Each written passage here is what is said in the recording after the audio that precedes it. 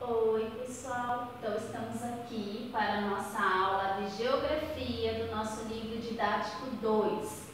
Vamos começar pelo capítulo 2, Cidades, Formas e Funções. Cidades brasileiras. Então, algumas cidades nossas surgiram de forma natural ou espontânea e outras foram planejadas. A maioria das cidades brasileiras se desenvolveram naturalmente, a partir da aglomeração de pequenos povoados que cresceram ou à margens de rios, ou ao redor de uma igreja, de um forte, de um porto, de um centro comercial ou de uma hospedaria para viajantes. Então, o que quer dizer? Quando o nosso Brasil foi descoberto, os portugueses chegaram aqui, não existiam povoados, não existiam cidades. Então, no começo, eles ficaram próximo aonde? Das regiões que eles queriam fazer o desmatamento do pau-brasil. Então, eles começaram a fazer pequenos povoados nessa região, porque eles tinham interesse de arrancar o pau-brasil. Aí depois, com o tempo, foram surgindo outros motivos para eles poderem fazer esses povoados. Aqui nós temos, então, alguns exemplos, como eu já falei. Ou eles começaram a formar pequenos povoados próximos de margens de rios, porque o rio fornecia água para eles poderem desenvolver as suas atividades, isso facilitava para eles. Ou eles montavam igrejas e formavam povoados em volta da igreja, e com isso essas pequenas comunidades foram crescendo cada vez mais até se tornarem vilas, depois cidades.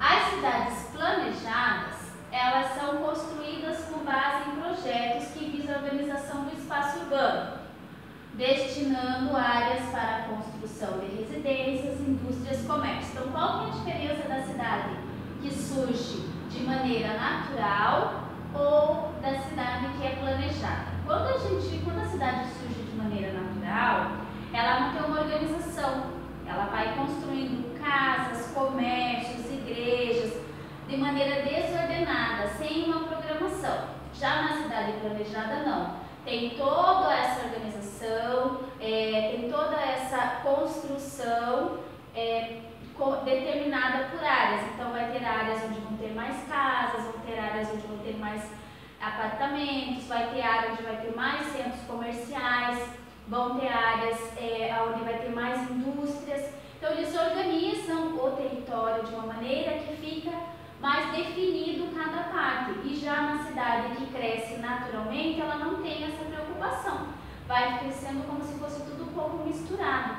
E aí fica mais desordenado. Então, lá no livro de vocês, eu posso dizer para vocês lá que nós temos alguns exemplos. Tá? Então, se vocês olharem lá na página 6 e na página 7, nós temos aqui exemplos de cidades que foram planejadas. Então, aqui eu tenho o exemplo de Maringá, nós temos exemplo de Palmas e nós temos o exemplo de Aracaju. Então, aqui tem a explicação qual foi a organização pensada para essas cidades. Então, como exemplo, Maringá, ela foi projetada com ruas retas e largas. Tá? Então, ela foi um planejamento mais organizado na questão das ruas e na questão de avenidas. Já Palmas, ela foi uma cidade planejada, dependendo das quadras, separando o comércio da parte residencial, e a mesma coisa Aracaju. Outro exemplo de cidade planejada no nosso livro didático é Brasília, ok? Então, aqui também fala um pouquinho sobre planejamento. Brasília foi uma cidade planejada, toda organizada para que fosse construída adequadamente. E as outras cidades normalmente foram crescendo naturalmente. Aí as cidades, elas têm as suas funções também. Tá? Então as funções, elas são o quê? São atividades e serviços que são mais desenvolvidos naquela cidade.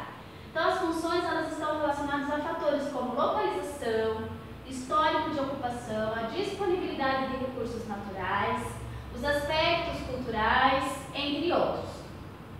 Então, em algumas cidades, a função principal é o comércio, em outras a industrial, em outras ainda a questão religiosa ou portuária, que quer dizer que tem porto na cidade, turística ou político-administrativa. Então, de acordo com o que mais, a atividade e serviço que mais tem nessa cidade, a gente denomina e diz que ela tem uma determinada função. Quais são as que a gente tem de exemplo lá no nosso livro didático? Lá no nosso livro didático, vocês também vão perceber, lá nas páginas 10 e 11, explicando essas cidades. Então, eu chamo de cidade político-administrativa aquela cidade que tem mais sedes administrativas de governo. Então, o que eu chamo de cidade político-administrativa? Exemplo nosso é Brasília, onde fica toda a parte do governo lá na cidade de Brasília. Cidade que eu chamo de turística ou religiosa, ela vai trazer então essas questões, prédios, museus mais antigos ou a parte de templos, né, ou outros que são importantes para as pessoas. Então, o que eu tenho de exemplo de cidade religiosa para nós assim mais fácil? É Nossa Senhora Aparecida, aqui em São Paulo. Lá é uma cidade que tem a função religiosa, tem o templo lá e todo mundo vai lá para fazer visitas no templo.